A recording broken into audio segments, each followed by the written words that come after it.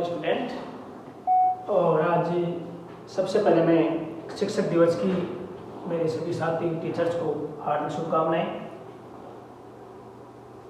शिक्षक दिवस के रूप में हर वर्ष में बच्चों के साथ शिक्षक दिवस मनाने का मौका मिलता था, लेकिन आज ऑनलाइन ही रूबरू हो रहे बच्चों के साथ। तो सभी को तहे दिल से धन्यवाद। श्री बी.आर. शुक्ला कॉलेज की ओर से भी सभी को शिक्षक दिवस की हार्दिक शुभकामनाएं। अपन ने पहले हिमालय का पाठ पढ़ लिया था, उत्तरी मैदान पढ़ लिया था। आज अपन प्रायद्वीपीय पठारी भाग पढ़ेंगे।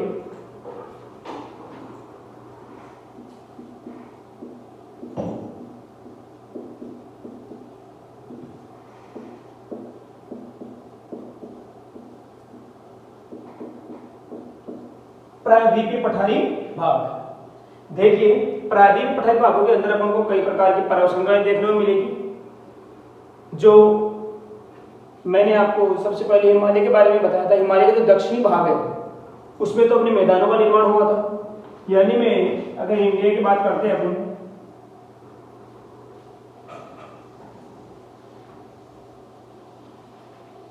यह पार्ट दक्षिणी भाग, ऊपर के भाग में अपने मैदान थे। इस भाग में अपन को यहां पर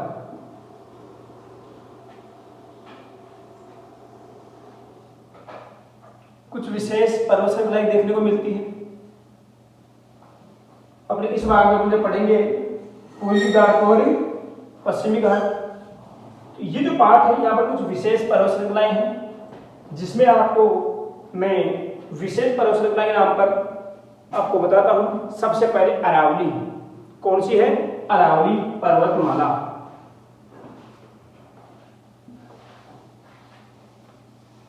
अरावली पर्वत गुजरात, राजस्थान और दिल्ली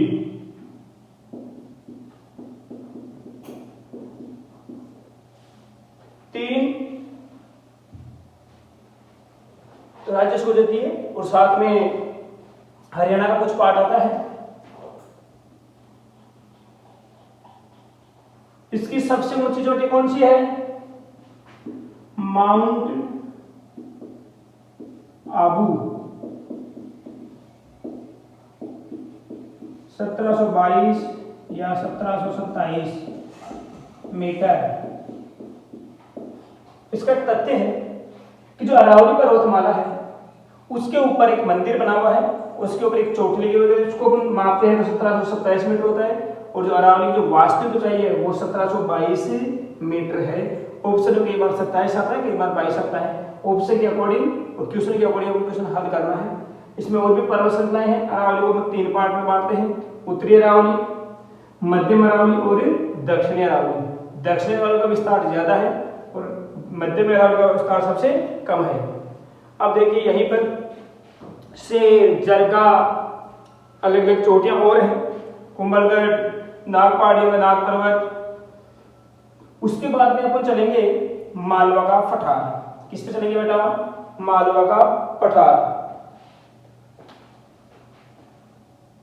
यहां पर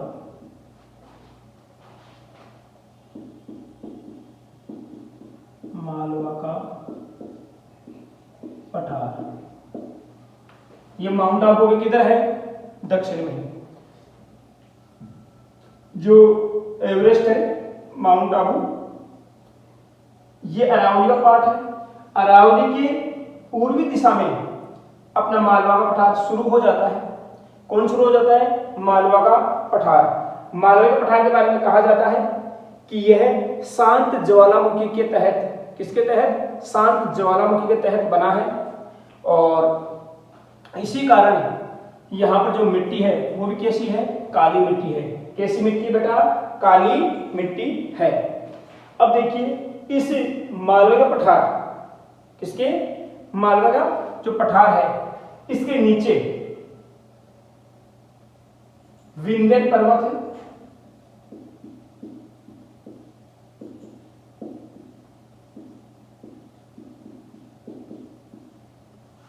कौन सा पर्वत है?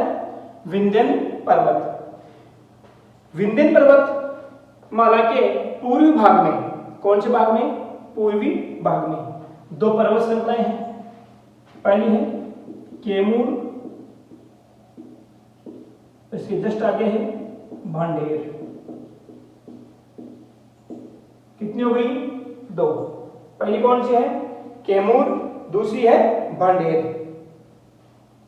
अब देखिए इस विंध्य पर्वत के नीचे यहां पर एक नदी बहती है अपनी, नर्मदा नदी। कौन सी नदी है? नर्मदा नदी। ठीक है। इसका जो दक्षिणी भाग है नर्मदा के, यहां पर आपको देखने को मिलेगा सतपुड़ा। कौन सा देखने को मिलेगा? सतपुड़ा पर्वत। और इसके जस्ट दक्षिण में मिलेगा आपको ताप्ती नदी। क्या मिलेगी बेटा?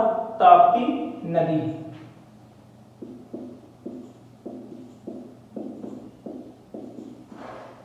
और इसके नीचे है दक्कन का पठार।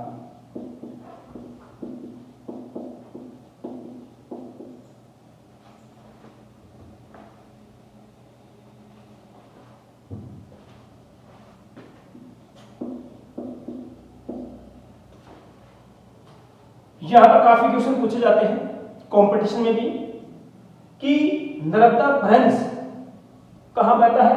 विंध्यन और सतपुड़ा के बीच में। विंध्यन और सतपुड़ा के बीच में। ताप्ती भ्रंश कहां है? सतपुड़ा और दक्कन के पठार के बीच में। सतपुड़ा और दक्कन के पठार के बीच में क्या मिलेगा आपको? ताप्ती भ्रंश। देखो इसे भ्रंश क्यों कहते हैं? यह जो दोनों नदियां हैं यह अपने ढाल के विपरीत बहती है। यानी यहां पर प्राचीन कालीन जब अरावली पर्वतमाला सतपुड़ा जो मालवा पठार बन रहा था इसमें भ्रंश हुआ था। यानी जो दक्षिणी पूरी भाग का जो ढाल है वो दक्षिणी पूर्वी होना चाहिए था दक्षिण भाग का, लेकिन इसका जो ढाल है किधर जाएगी नदियां? पश्चिम की ओर। यानी जो अपना जल जो गिराएगी ये कहां गिराएगी दोनों नदियां अपना जल? क्या इधर? अरब सागर। यहां पर एक खाड़ी, इस खाड़ी को क्या कहते हैं? खंबात की खाड़ी। कौन सी खाड़ी है? खंबात की खाड़ी। नर्मदा और ताप्ती दोनों डेल्टा का निर्माण नहीं करती है। किसका निर्माण नहीं करती है? डेल्टा का। ये डेल्टा का निर्माण क्यों नहीं करती? इसका कारण है कि जो अपना यहां पर मैं थोड़ी देर में बताऊंगा आपको, जो पश्चिमी घाट हम पढ़ेंगे, पश्चिमी जो घाट है इसका जो ढाल है वो क्या है? तीव्र है। क्या है? तीव्र है। तो यहां पर जब नदी यहां से गुजरती है तो तीव्र वेग से गुजरती है। क्या होती है? तीव्र वेग से गुजरती है। तीव्र वेग से गुजरने का इसका जो जल होता है वो सीधा किसमें जाता है? सागर में। किसमें जाता है बेटा? सागर में। जिसके कारण ये किसका निर्माण नहीं कर पाती है? डेल्टा का। कल मैंने आपको जो बताया था खादर और बांगर जो पढ़ाया था डेल्टा प्रदेश बताया था, उसमें बताया था पिछले पार्ट में कि यहाँ पर नदी जब समुद्र के किनारे पहुंचती है तो उसका वेग बिल्कुल कम होना चाहिए, जिसके कारण जो मिट्टी है उसका जमाव हो सके, और जमा होने से इस भाग में किसका निर्माण हो जाए? डेल्टा का। किसका? डेल्टा का। इस प्रकार आपको यहां पर अलग अलग पार्ट मिलेंगे। अब मैं आपको बात करता हूं सतपुड़ा पर्वत की। किसकी? सतपुड़ा पर्वत की।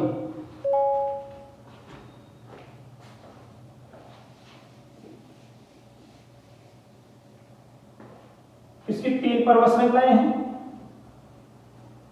यहां पर राजपीपला,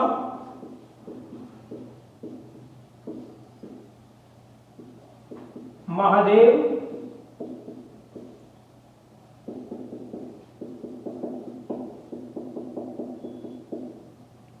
और मैकाल। 3 पर्वत श्रृंखलाएं हैं, महादेव, राजपीपला और मैकाल। यहां पर अमरकंठ जो महादेव पर है सबसे ऊंची चोटी,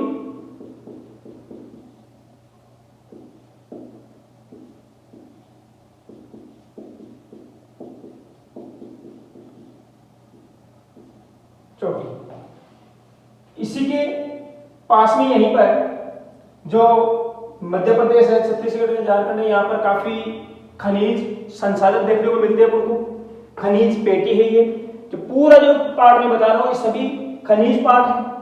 यहाँ पर धातु के अधातु दोनों ही प्रकार के खनिज देखने को मिलते हैं। अब देखिए अपन यहाँ पर चलेंगे छोटे नागपुर के पठार की ओर। किसकी ओर? छोटे नागपुर के पठार की ओर। तो यहां पर है छोटा नागपुर का पठार, फर्स्ट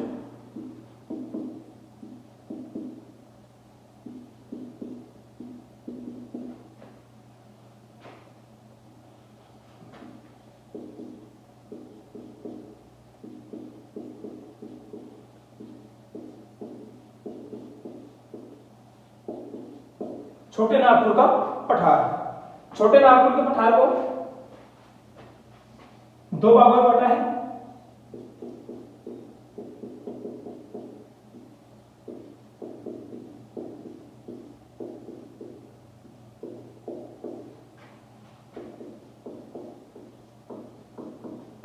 हजारीबाग का पठार और नीचे अपने रांची का पठार।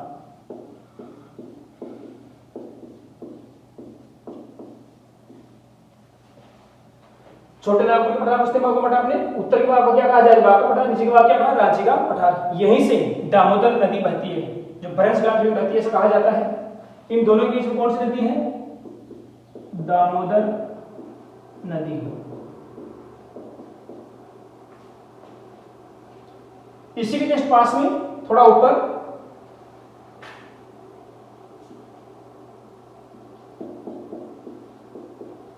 राजमहल की पहाड़ी आ जाती है।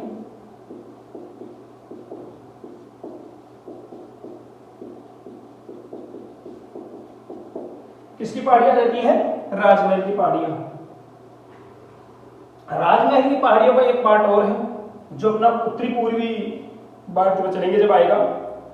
अपन दो चीज पढ़ेंगे वहां पर कि जब गंगा और ब्रह्मपुत्र नदी बह रही थी तो ब्रह्मपुत्र नदी को अपन पूर्ववर्ती नदी कहते हैं, क्योंकि चाहे किसी भी धरातल में कैसा भी परिवर्तन हो जाए, नदी अपने पूर्व मार्ग में नहीं जाती है, उसी भाग में अपना जल गिराती है। यदि पहले भी अपने बंगाल खाड़ी में अपना जल गिराती थी इस दिशा में, तो आज भी उसी दिशा में अपना जल गिरा रही है। भले ही आज ब्रह्मपुत्र नदी ऊपर से जाकर अरुणाचल प्रदेश जाती हुई यूटर्न लेती हुई आती है, लेकिन फिर भी पानी कहाँ आ रहा है, बंगाल की खाड़ी में।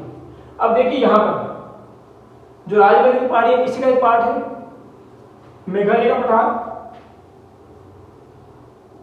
जो शिलोंग पठार कहते हैं।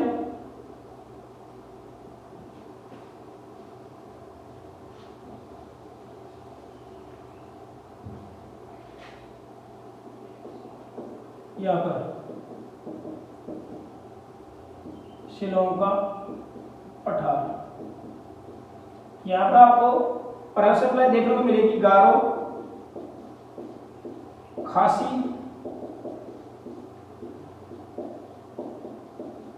जयंतिया।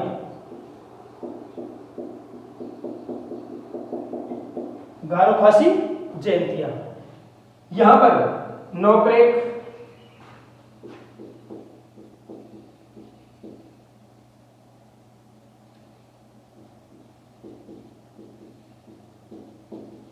नोकरेक पर्वत है।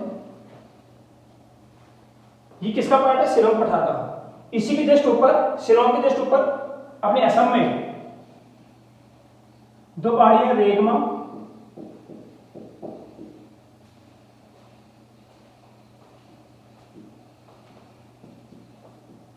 और मिकिर।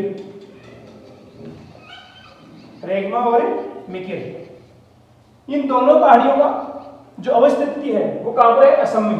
ये दोनों कहां हैं, असम में। ये कहां है, तीनों मेघालय में।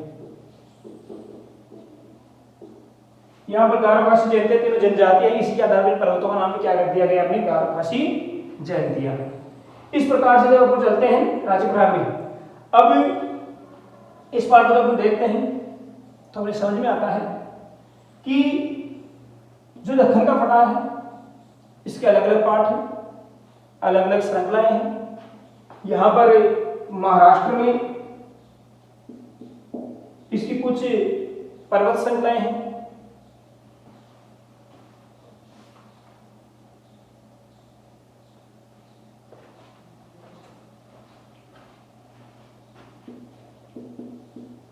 हरिश्चंद्र,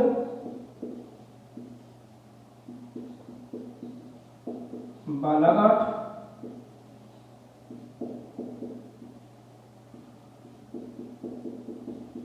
अजंता,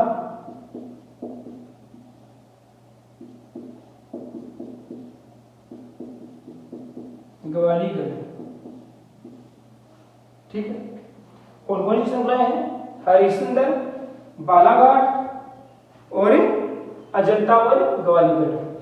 अब इधर चलते हैं, नेक्स्ट पार्ट आता है बस्तर का पठार।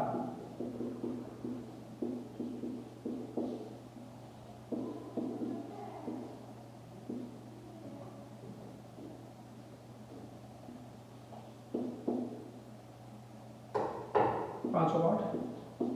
एक है दंडकारण्य पठार। इस प्रकार से अपना जो पर्वतीय भाग है ये कंप्लीट होता है, प्रायद्वीपीय भाग का पठारी भाग। अब देखिए यहाँ पर आपको दो पर्वत श्रृंखलाएं देखने को मिलेगी, एक पूर्वी घाट और एक ही पश्चिमी घाट। एक कौन सा है? पूर्वी घाट। और एक कौन सा बेटा? पश्चिमी घाट। इसी के पास में एक छोटा सा भाग देखने को मिलता है जिसे कहते हैं अपन महानदी बेसिन। कौन सा बेसिन बेटा? महानदी बेसिन। देखो तो बस्तर का पठार है, इसका क्वेश्चन आया हुआ है किसके लिए प्रसिद्ध है बताओ देंगे? टिन के लिए। कौन सी धातु के लिए प्रसिद्ध है ये? टिन के लिए।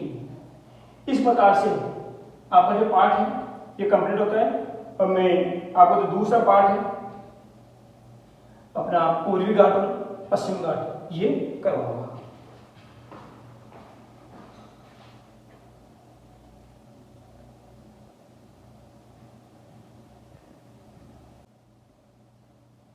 अब देखिए नेक्स्ट अपने एक तो अपना है पश्चिमी घाट, ये वाला कौन सा है? पश्चिमी घाट। और इधर वाले कौन क्या कहेंगे? पूर्वी घाट। पश्चिमी घाट और पूर्वी घाट, देखो दोनों में क्या अंतर है? पश्चिमी जो घाट है इसे सह्याद्री भी कहते हैं। क्या नाम इसका? और कई बार ये क्वेश्चन आ चुका है एग्जाम में, सह्याद्री पर्वत कहाँ है? तो जो पश्चिमी घाट पर्वत है ये पर्वत ना होकर एक क्या है? भ्रंश कगार। क्या है? भ्रंश कगार। देखो मैं भ्रंश कगार की विशेषता बताता हूँ आपको। ये दो पार्ट है, पहले अपन ये इंडियन प्लेट है इधर वाला पार्ट और ये अफ्रीकन प्लेट है। अपन यहाँ से इस पार्ट से अफ्रीकन प्लेट से अलग हुआ इंडियन प्लेट, तो ये काफी झुक गया। ऐसे झुक जाने के कारण ये पार्ट, अब देखिए इस पार्ट को अलग हो जाए, ये बात इससे इस ऊपर हो गया, तो यही क्या है? पर्वतीय भाग है। इसीलिए इसका जो ढाल है वो भी क्या है? तीव्र है। इसलिए इस भाग की जो नदियां होती है वो किसका निर्माण नहीं करती है? डेल्टा का निर्माण नहीं करती है, जवार नदमुख या एस्चुरी का निर्माण करती है। तो यहाँ पर ढाल भी क्या है बेटा? तीव्र है। तो इस प्रकार ये पर्वत ना होगा क्या है? एक भ्रंश कगार। इसका क्वेश्चन कई बार आ चुका है। देखो ये जो ताप्ती भ्रंश से शुरू होता है और कहां तक जाता है? केप कैमेरिन तक। कहां तक जाता है? केप कैमेरिन तक। यहां पर उत्तरी जो सह्याद्री है महाराष्ट्र की सबसे ऊंची चोटी है। उत्तरी सह्याद्री की सबसे ऊंची चोटी कलचुबाई 1646 मीटर की। और पूछ रहे पश्चिम घाट की सबसे ऊंची चोटी, तो आपको क्या करना है? अन्नायमुडी। कौन सी है? अन्नायमुडी। देखो कलचुबाई के नीचे क्या है? महाबलेश्वर। क्या है? महाबलेश्वर चोटी। ये इससे कौन सी नदी निकलती है? कृष्णा। कौन सी निकलती है? कृष्णा। ये दोनों ही कहां पर है? महाराष्ट्र में। दोनों कहां है बेटा? महाराष्ट्र में। इसके बाद में कुंद्रेमुखी और ब्रह्मगिरी चोटियां, ये दोनों ही कहां है बेटा? कर्नाटक। कहां है? कर्नाटक। इसके बाद में देखिए यहां पर दक्षिण में पूर्वी घाट और पश्चिमी घाट यहां पर मिलते हैं। कहां पर? नीलगिरी की पहाड़ियों पर एक गांठ का निर्माण करते हैं जिसे नीलगिरी पर्वतीय गांठ कहते हैं। इस नीलगिरी की सबसे ऊंची चोटी क्या है? डोडा बेटा। एक यहाँ पर दूसरी चोटी और ऊंटी। डोडा बेटा इसकी सबसे ऊंची चोटी है। किस वजह? नीलगिरी की सबसे ऊंची चोटी डोडा बेटा। इसके नीचे दक्षिण भाग में यहां पर एक पहाड़ी है जिस पहाड़ी का नाम है अन्नामलाई। क्या है पहाड़ी का नाम? अन्नामलाई पहाड़ी। अन्नामलाई पहाड़ी के नीचे एक और घाट है जिसे अन्नाई मुड्डी कहते हैं। क्या कहते हैं बेटा? अन्नाई मुड्डी। और ये अन्नाई मुड्डी की ऊंचाई क्या है? 2695। इसलिए दक्षिण भारत की सबसे ऊंची चोटी कौन सी हो जाएगी? अन्नाई मुड्डी। दक्षिणी भारत की सबसे ऊंची चोटी अन्नाई मुड्डी। नीलगिरी की सबसे ऊंची चोटी डोडा बेटा। अब देखो किसके दक्षिण में, किसके? अन्नाई मुड्डी के दक्षिण में एक पर्वत श्रृंखला है नीचे, जिसे कार्डामम या इलायची की पहाड़ी कहते हैं। क्या कहते हैं इसे? कार्डामम या इलायची की पहाड़ियां। इसके ऊपर के भाग को क्या कहते हैं? अन्नामलाई पहाड़ी। ये जो पहाड़ी है ना छोटी वाली, ये अन्नामलाई है। यहाँ पे क्या है? कार्डामम या इलायची की पहाड़ी। अब देखिए जो नीलगिरी पर्वत है और अन्नामलाई के बीच में गैप है जिसे पालघाट दर्रा कहते हैं। कौन सा दर्रा? पालघाट दर्रा। ये बहुत बार आ चुका है, क्वेश्चन ध्यान रखना। इस पालघाट दर्रे के द्वारा, ठीक है, इस पालघाट दर्रा ना, इसके द्वारा अपन इस बात क्या करते हैं? क्रॉस करते हैं। क्या करते हैं? क्रॉस करते हैं। यहां से ये जो पालघाट दर्रा है, इस दर्रे से आप अन्नामलाई से कार्डामम की ओर जाते हो। इस पहाड़ को पार कर ले तो ऐसा ही एक दर्रा अपने ऊपर है जिसे अपन भोरघाट कहते हैं, जो कहां से आता है? मुंबई से पुणे के बीच में। ये क्वेश्चन बहुत बार पूछा गया है। मुंबई से पुणे के बीच में कौन सा घाट है? भोरघाट। उसके बाद में थालघाट दर्रा, मुंबई से नागपुर, मुंबई से नागपुर। और ये क्या है? भोरघाट, मुंबई से पुणे की ओर। इस प्रकार आपका जो पार्ट है, ऊपरी भाग में इसकी 3 पर्वत श्रृंखलाएं हैं जो गुजरात में है, तीनों ही। कहां पर है? गुजरात में। गिर, बारदा और मांडव। गिर पहाड़ी स्पेशल है क्योंकि यहाँ पर एकमात्र एशियाई शेर यही मिलते हैं आपको, एशियाई शेर। वो भी कौन से शेर है? बब्बर शेर। देखा हुआ आपने काफी उसके पहाड़ के ऊपर बब्बर शेर। बब्बर शेर केवल और केवल एशिया में कहाँ पाए जाते हैं? गुजरात के गिर अभयारण्य में। या फिर जो बब्बर शेर कहाँ मिलते हैं? सवाना के जंगलों में, जो कहाँ पर है? अफ्रीका में। अफ्रीका के सवाना के जंगलों में। इससे सिद्ध होता है कि शायद ये पार्ट कभी अपने अफ्रीका से जुड़ा हुआ था। अब देखिए जो अपने नीलगिरी पहाड़ियां, यहीं पर एक साइलेंट वैली घाटी है, साइलेंट वैली, शांत घाटी। कौन सी घाटी बेटा? शांत घाटी। यह सबसे ज्यादा जैव विविधता, ये जैव विविधता के लिए प्रसिद्ध है।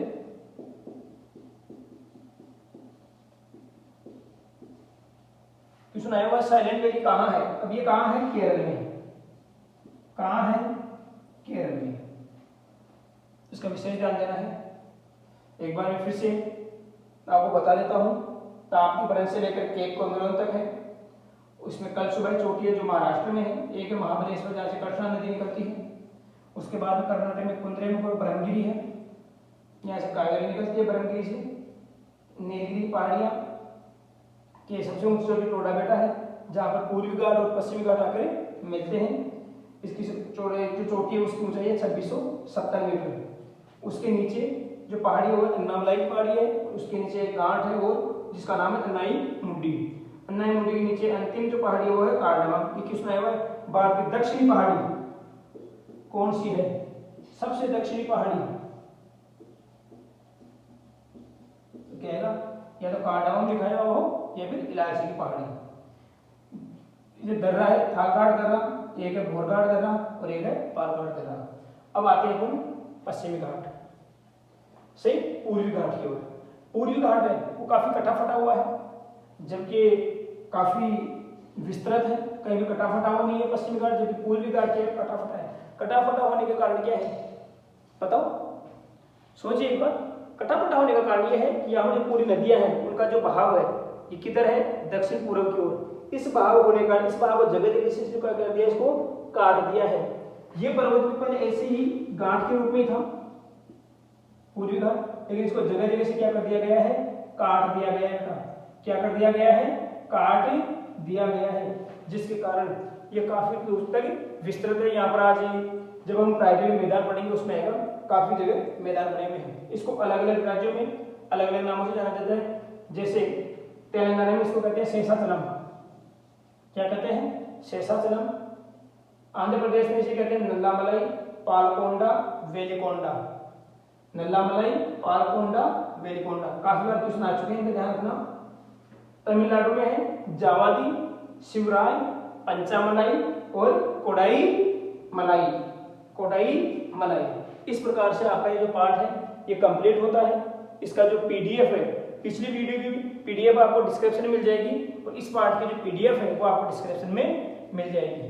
इस प्रकार ये आपका जो पार्ट है ये कंप्लीट होता है और आपको नेक्स्ट जो अपना टॉपिक है वो लेके चल रहा हूँ मैं आपको अपने प्रायद्वीपीय भाग के मैदान, प्रायद्वीपीय मैदानी प्रदेश। ठीक है, ठीक है। अब देखो अपना जो एक टॉपिक बचा हुआ है प्रायद्वीपीय मैदानी भाग, प्रायद्वीपीय मैदानी भाग। देखो जब आपको नदियां पड़ेगी इसमें और चीज क्लियर हो जाएगी। देखो यहाँ पर अपने गोदावरी नदी है, कृष्णा नदी है, कावेरी है, महानदी है, हुगली है।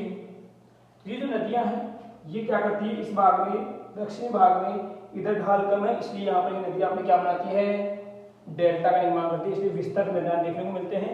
जबकि अपन को पश्चिमी घाट पर विस्तृत मैदान देखने को नहीं मिलती है। इधर ढाल तीव्र है, इधर ढाल मंद है। इधर जो दक्षिण भाग की जो नदियां हैं वो अपने समुद्र तल को प्राप्त कर लिया, इसलिए यहाँ पर कटाव जो दर है वो भी क्या हो गई है, निम्न हो गई है। अब देखो जो पश्चिमी घाट है वही बात अपने नर्मदा ब्रंज से लेकर कहाँ तक फैला हुआ है, कन्याकुमारी है, इसे कुमारी अंतरिक्ष भी कहते हैं। इसकी जो सबसे ज्यादा चौड़ाई मिलेगी अपन को ये नर्मदा ताप्ती ब्रंज के आसपास ज्यादा मिलेगी। यहाँ पर एक स्पेशल नाम है, कॉम्पिटिशन भी आते हैं इसके, गुजरात से लेकर गोवा तक के भाग को क्या कहते हैं, कोंकण तट। क्या कहते हैं, गुजरात से लेकर गोवा तक को क्या कहते हैं, कोंकण तट। गोवा से लेकर मंगलोर कर्नाटक तक के भाग क्या कहेंगे, कन्नड़ तट। और कर्नाटक से लेकर कन्याकुमारी के भाग क्या कहेंगे, मालाबार तट। ये बहुत बार आ चुका है मालाबार तट। अब देखो यहाँ पर जो मालाबार तट है दक्षिणी भाग है, यहाँ पर कई झीलें पाई जाती है जिन्हें क्या कहते हैं, लेगून झील। देखो लेगून झील किससे बनती है, मैं आपको थोड़ा सा बता देता हूँ। ये समुद्र है, यहाँ पर ये स्थलीय भाग है, यहाँ पर पानी क्या होता है, आता जाता रहता है। तो इसे कटा होकर यहाँ पर भी भाग क्या होता रहता है, एक छोटा सा तटबंध बन जाता है धीरे धीरे पानी इधर आने से। वापस इधर भी कटा होगा ना इधर भी, तो इससे तो एक समय ऐसा आता है कि पूर्ण रूप से क्या हो जाता है, बंद हो जाता है, इसका संपर्क टूट जाता है। तो ये संपर्क टूटते ही यहाँ पर क्या बन जाती है, झील, जिसे हम क्या कहते हैं, लेगून झील। इसे केरल में क्या कहते हैं, कयाल। क्या कहते हैं, कयाल। केरल में दो झीलें यहाँ पर, एक तो वेवनाड और एक अष्टामुड्डी। कौन सी, वेवनाड और अष्टामुड्डी। अब ऐसा ही देखो यहाँ पर जो नदियां हैं, गोवा में दो नदियां हैं, मांडवी और जुआरी। कर्नाटक में कौन सी है, शरावती। केरल में कौन सी है, भरतपुजा और पेरियार। ये वो दोनों इंपोर्टेंट है। अब देखो पूर्वी घाट, कौन सा, पूर्वी। इसमें पहला है हुगली से लेकर कन्याकुमारी तक, पहला है उड़ीसा। उड़ीसा के तट को क्या कहते हैं, उत्कल तट। क्या कहते हैं, उत्कल तट। और जो आंध्र प्रदेश है उसके भाग को क्या कहेंगे, उत्तरी सरकारी तट। और जो तमिलनाडु का जो भाग है उसे क्या कहेंगे, कोरोमंडल तट। गोदावरी कृष्णा नदियों के डेल्टा के बीच में कौन सा है, कोरोमंडली तट। ठीक है। अब देखो यहाँ पर आंध्र प्रदेश और तमिलनाडु के पास में एक झील है, पुलिकट झील, दोनों के तट पर। ये वैसे इसका जो अधिकार है वो किसका है, आंध्र प्रदेश का। वैसे मोस्टली कहाँ पर है, आंध्रा में। इसी पर ही जो अपना सतीश धवन इसरो का है श्री हरिकोटा द्वीप, जहाँ से मिसाइलें दागी जाती है वो यहीं पर है। कई परीक्षण किए जाते हैं, उपग्रह जो छोड़े जाते हैं वो यहीं से छोड़े जाते हैं, श्री हरिकोटा द्वीप से। एक जो झील है लेगून झील, वो कहाँ पर, उड़ीसा में। कौन सी झील है, चिल्का झील। चिल्का झील इंपोर्टेंट है, कहाँ पर है, उड़ीसा में। पुलिकट का है आंध्र प्रदेश में। इसी पर क्या है, श्री हरिकोटा द्वीप। इस प्रकार जो आपका पार्ट कंप्लीट होता है। जो पूर्वी तटीय मैदान है वो किसका निर्माण करेंगे, डेल्टा का। ठीक है बेटा। इस प्रकार जो आपका टॉपिक है ये पूर्ण हुआ। और आपको एक चीज बता देता हूँ कि जो अपने जो इसके नोट्स हैं वो आपको पीडीएफ डिस्क्रिप्शन में मिल जाएगी, एक बार फिर से बता रहा हूँ। और एक सबसे इंपॉर्टेंट न्यूज, आप इन वीडियो को ज़्यादा से ज़्यादा शेयर करें और अपने बच्चों तक इसका लाभ पहुँचे। इसलिए हमारे चैनल को लाइक करें और सब्सक्राइब करें और अधिक से अधिक शेयर करें। धन्यवाद।